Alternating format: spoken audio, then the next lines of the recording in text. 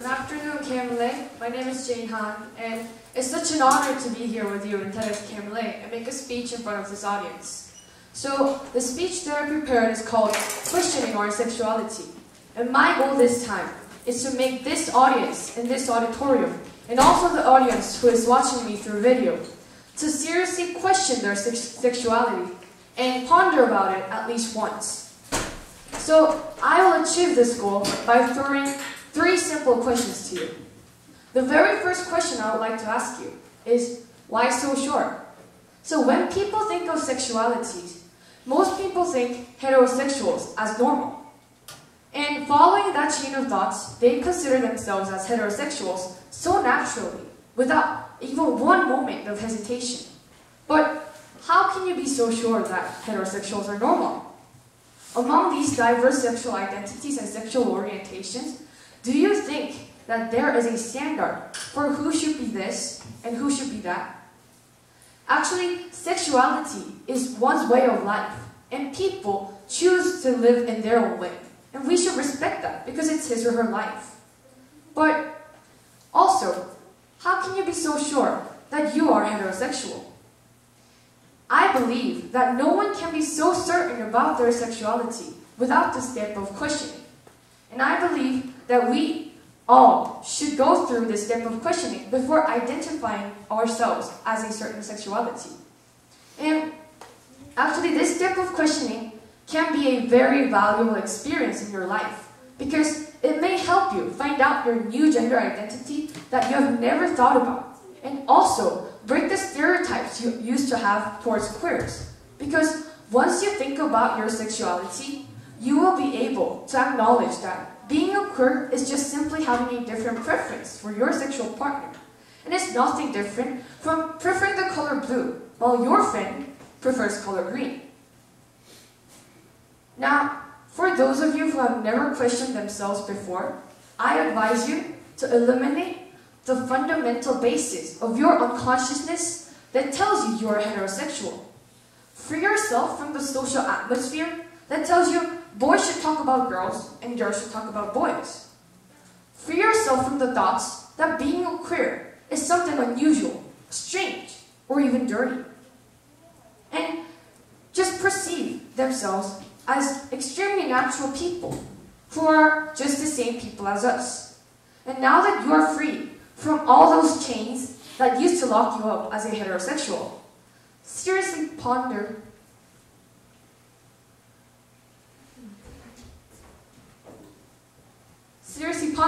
whether you may be actually sexually attracted to people who are with same sex with you. Okay?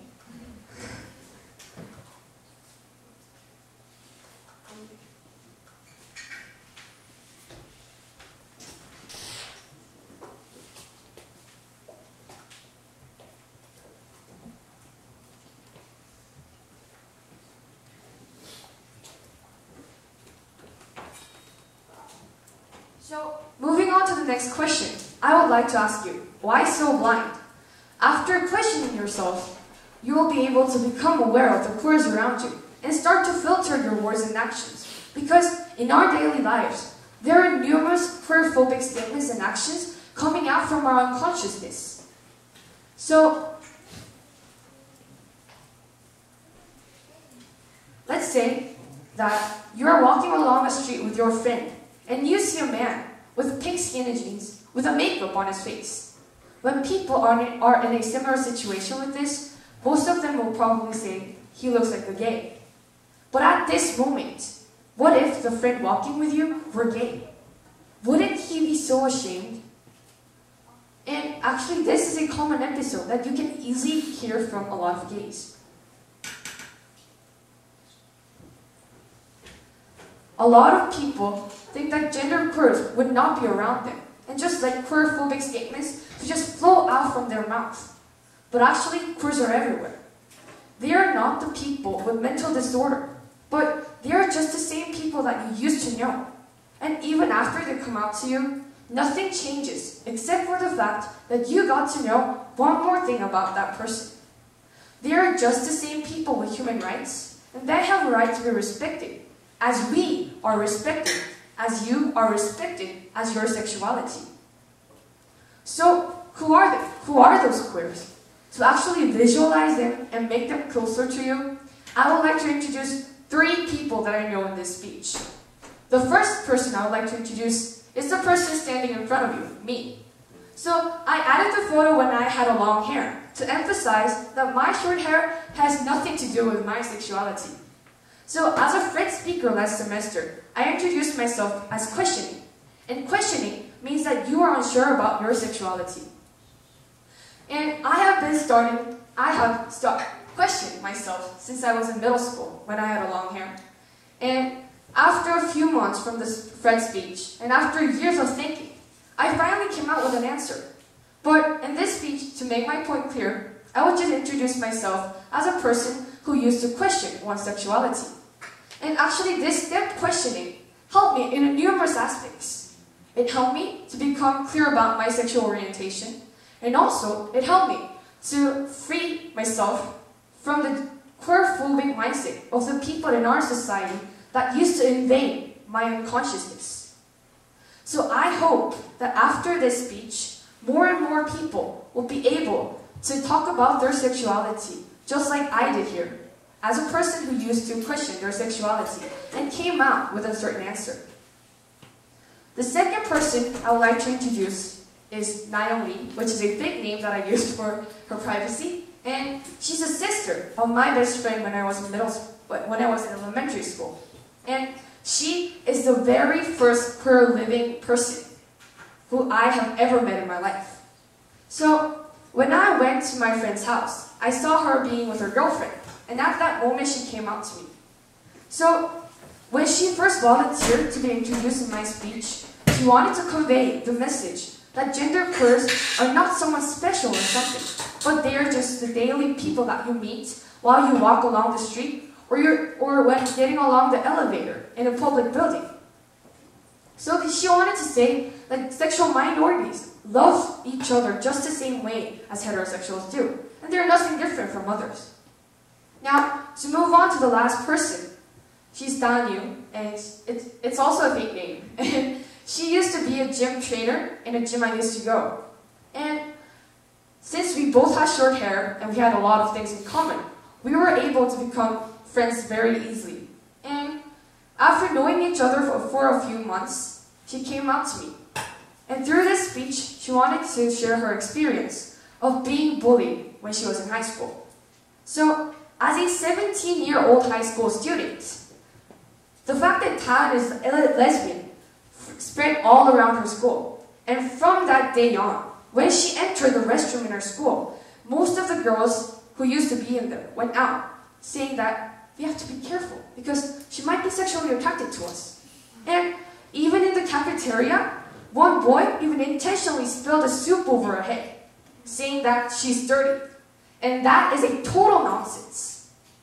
So, after meeting these 3 people, what do you think about them? Do I seem really different from the person you used to know? Do they seem to be living a miserable, lonely life? No. They are nothing different from others, except for the fact that people are treating them differently.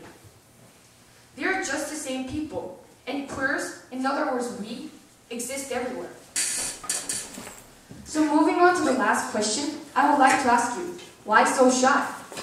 Being a queer or questioning, or even being an ally, is something that you should hide or be ashamed of. It's something that you should be able to confidently say in front of other people.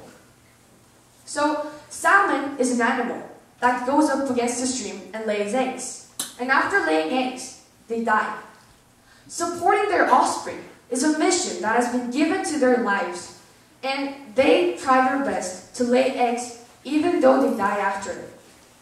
Now, I believe that making people seriously question their sexuality and eliminating the stereotypes that people have towards queers, and also making the distance that people feel towards queers closer, is what I have to do to establish a better society for all.